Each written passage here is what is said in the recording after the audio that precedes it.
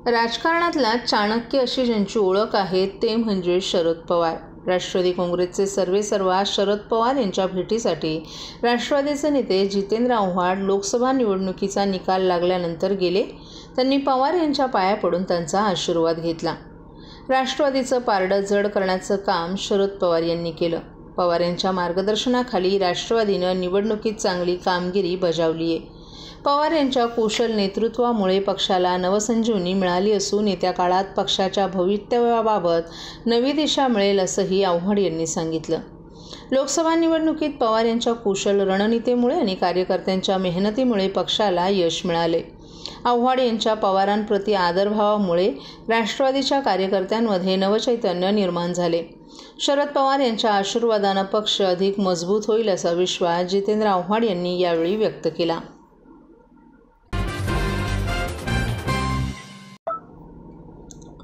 ठाणे आणि कल्याण लोकसभा मतदारसंघात शिवसेनेचे उमेदवार विजयी झाले। ठाण्यातून नरेश म्हस्के यांना एकनाथ शिंदेंच्या शिवसेनेनं उमेदवारी दिली होती, तर कल्याणमध्ये श्रीकांत शिंदे निवडणुकीला उभे होते।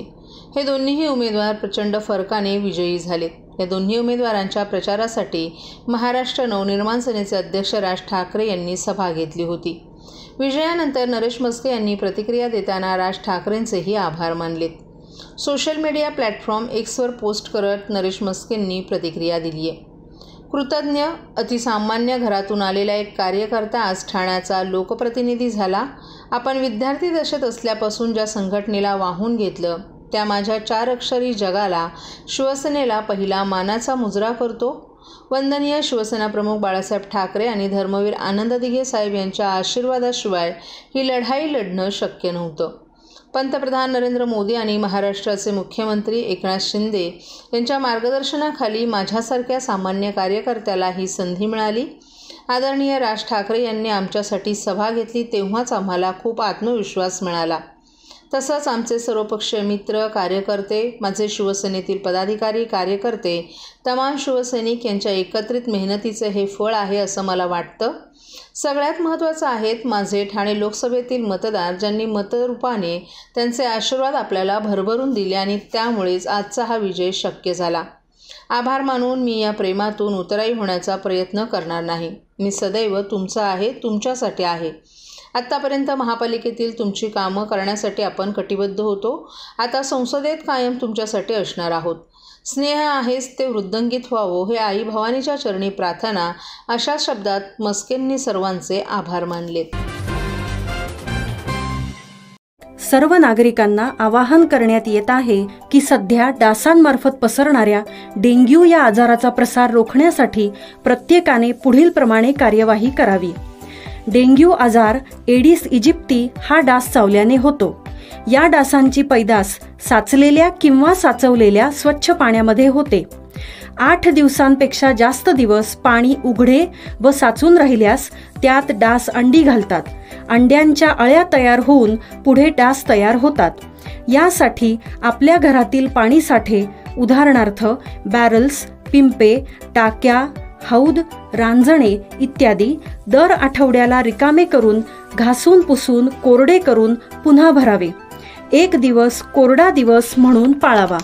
पाणी साठ्यांना घट्ट झाकणे बसवावीत किंवा जुनी साडी, चादर, धोतर यांनी बांधून झाकून ठेवावीत, म्हणजे डास त्यात जाऊन अंडी घालणार नाहीत। घराच्या गच्चीवर, आजूबाजूला, अंगणात कोठेही पाणी साचू देऊ नये। भंगार सामान उघड्यावर टाकू नये, उदाहरणार्थ टायर्स, प्लास्टिक सामान, कुंड्या, टाकाऊ वस्तू इत्यादी। अशा सामानात पावसाचे पाणी साठून त्यात डेंग्यूच्या डासांची पैदास होते। घरातील कूलर्स, फ्रीजच्या पाठीमागील ट्रे हे देखील वेळोवेळी कोरडे करावेत। लक्षात ठेवा, नुसत्या फवारणीने डास घनता कमी होत नाही, तर त्यासाठी डास पैदास ठिकाणे नष्ट करणे ही आपल्या सर्वांची जबाबदारी आहे। कोणताही ताप अंगावर न काढता जवळच्या शासकीय रुग्णालयात मोफत औषधोपचार घ्या। अशा प्रकारे नागरिकांनी सहकार्य केल्यास डेंग्यूचा प्रसार रोखणे सहज शक्य आहे।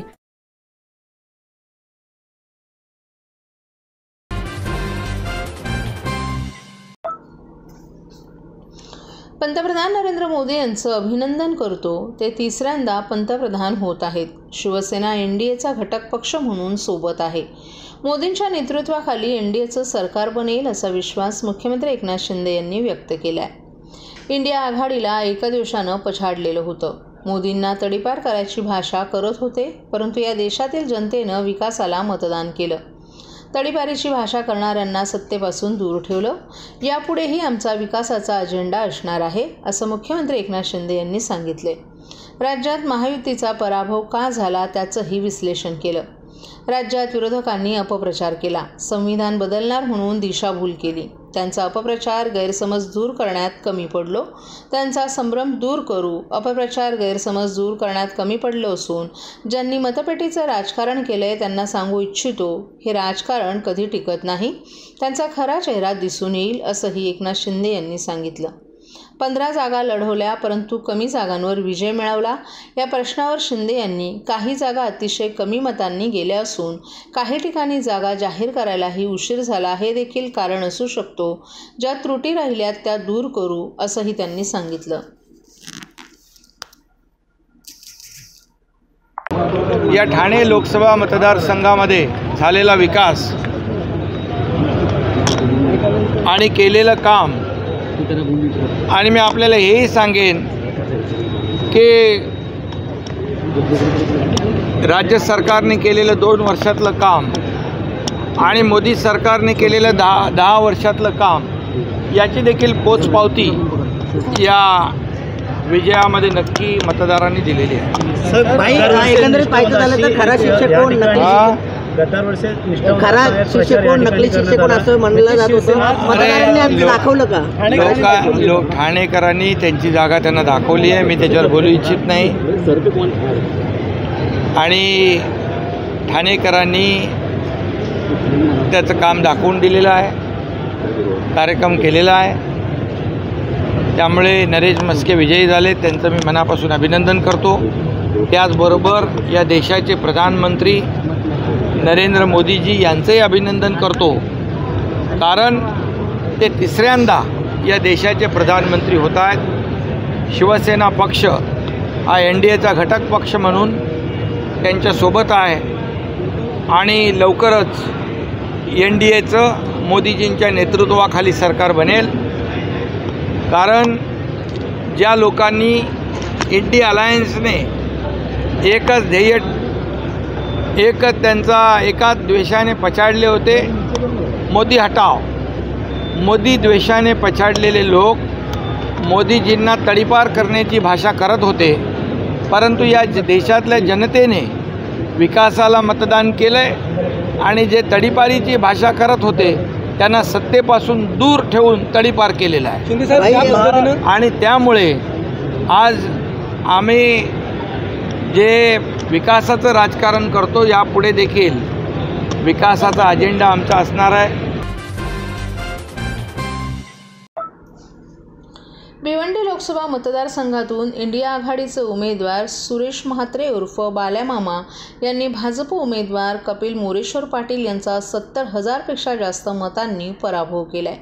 विजयानंतर पहिली प्रतिक्रिया देताना सुरेश म्हात्रे यांनी, संसद बनणं हे आपलं स्वप्न होतं आणि त्यासाठी आपण अनेक दिवसांपासून प्रयत्न करत असल्याचं सांगितलं.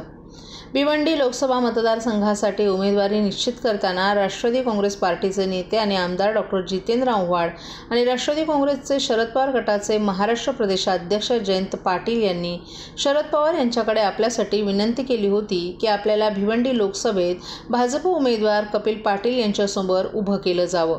भिवंडीच्या जनतेनं आपल्यावर जो विश्वास ठेवला आहे त्याला आपण पूर्णपणे खरा उतरवण्याचा प्रयत्न करू.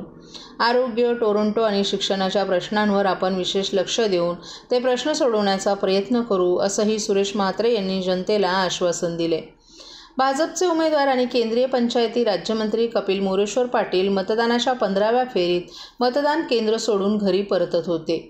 यावर प्रतिक्रिया देताना सुरेश म्हात्रे यांनी, कपिल पाटील यांनी मतदान केंद्र सोडून जाण्यावर आपण काहीही प्रतिक्रिया देऊ इच्छित नाही.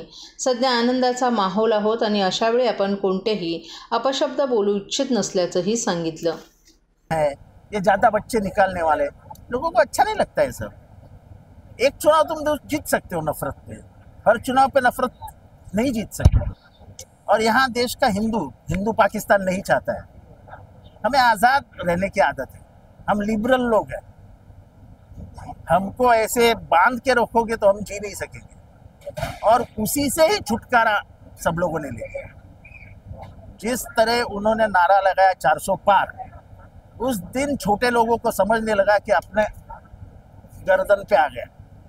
उसी दिन उनकी हार तय हो गई थी कि संविधान को बदलना इस देश में नामुमकिन है।